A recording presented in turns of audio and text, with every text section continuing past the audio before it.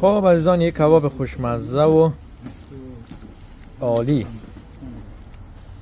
مینس کباب، کوفته کباب 15-20 تاش روان کردیم داخل. دیگه بچه ها خورده روانن دیگه. بعد از یک روز بسیار متو کار طولانی دیگه، گوشت گوسفند و هوای شهر لندن هم خوب عالی است، باران نیست دیگه. اینجا بچه ها داخل باغچه آمدیم و یک کباب مینس پخته کرده روان هستیم. خب جدید مانده برین. خویار باش، من دور میتونم.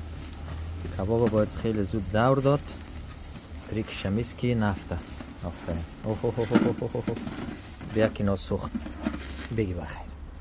برین بخیر. به نوش جان، نوش جان.